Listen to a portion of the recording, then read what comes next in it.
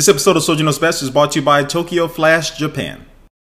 Hey, what's up guys, Soldier Knows Best here. This is my review of the Google Nexus 10. This is a 10-inch tablet coming out of Google in conjunction with Samsung. It's going to be running Android 4.2, so it has some pretty nice hardware inside of it. So I'm going to take a look at the design, the hardware, the software, the cameras, and whether this is going to be one of the best tablets on the market for you to get. So first, it's going to jump into the design.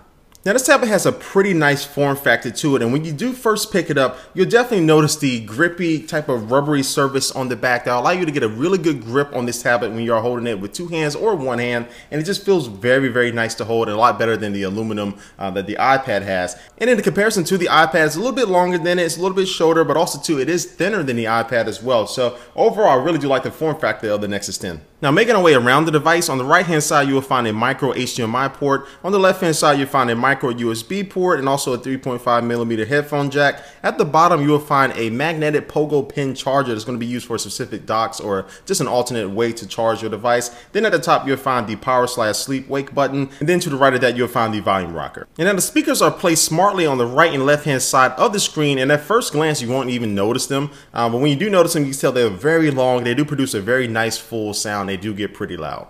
Now the screen comes in at 10 inches and has a resolution of 2560 by 1600 and a PPI of 300, so it's a very nice looking screen. It's Gorilla Glass, so it should be tough, and it's overall very nice. I mean, when you're looking at text and things like that on a website or reading a book or a magazine, it's really sharp, very, very clear. It still has the problem that the iPad had where certain applications need to be updated to take advantage of this higher resolution and all these pixels in it, but I think overall it does a really good job at producing some very nice images, and especially for watching 1080p video, the display does perform very well.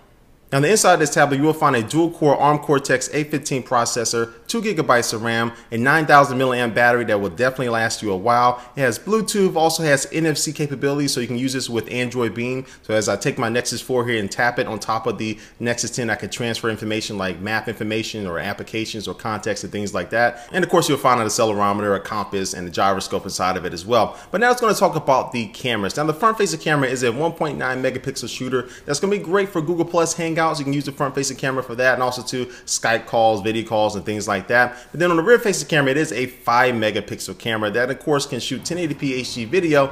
But this is not going to be something you don't want to be using. I'm pretty sure your cell phone probably has the better cameras in this tablet, and so I really don't see a real reason why you'd be using the cameras on this particular tablet, especially because the quality of them is just not that great. And now it's going to talk about the OS and the software. Now this is a Nexus device, so it's definitely running the latest version of Android. It is running Android 4.2 Jelly Bean. It has all the new features that I showed you with the Nexus 4. It has now the lock screen widgets now, so at the lock screen you can slide through on the left hand side and switch to widgets like your calendar, your Gmail, or your clock or things like that. But it also has one very useful feature. As you can see at the bottom of the lock screen, there's two little bubbles there, and this is for multiple user support. So say you have kids, or say you just want to make a guest account, so if somebody comes over, they pick up your tablet, they want to use it, they're not all in your information, you can set up this separate account. It'll have their own wallpapers, they'll have their own applications, have their own storage, so it'll be basically just like a brand new device to them. And so I really just think this is probably the most useful feature out of the bunch of new features here in Android 4.2. Now when you finally get past the lock screen, you'll definitely find a couple new features where if you slide down from the left hand side, you'll get all your different notifications like before. But then now if you slide from the right hand side, you'll get this quick settings toggle here where you can quickly change some different settings with your tablet. Then also too, the keyboard is upgraded to include swipe-like functionality, so now you can just drag your finger over the keyboard and spell out words, and you can really type, or really not even type, but really swipe a lot of words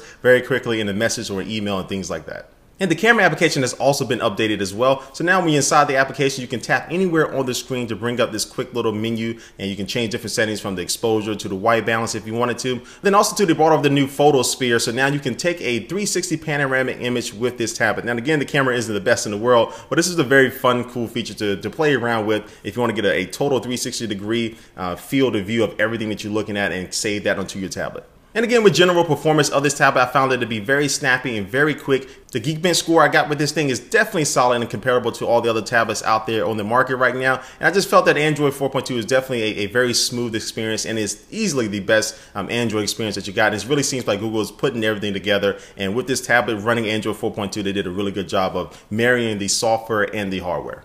And so as I wrap things up, where do I place this Nexus 10 in the whole tablet world? Now, as far as 10-inch tablets, I think this is right there next to the iPad as far as performance, as far as hardware, besides the cameras, but almost everything else with this tablet screens to be just an awesome tablet that is running Android. If you're not really an iOS type of person, this is going to be your best tablet choice out there. But then all these little tweaks with the software, including multiple user support, which I think is just awesome, NFC capabilities, and all the little things that really make Android special. I really think this tablet really delivers on almost everything across the board. Now, a couple things I do want to see with this tablet. I do want to see one extra storage option of 64 gigabytes. It just has 16 and 32 gigabytes. And also I want to see some 4G or LTE cellular capabilities inside this thing, so I can get some very fast mobile data speeds. So I don't have to be locked into a Wi-Fi hotspot. But other than that, I think everything with this tablet is pretty spot on. And then we start taking a look at the price. You can probably agree with me as well. This tablet starts off at $399 for the 16 gigabyte version, and then goes up to $499 for the 32 gigabyte version. So we're just about at the end of this video, but before we head out here, we're going to take one last look at our sponsor for this video.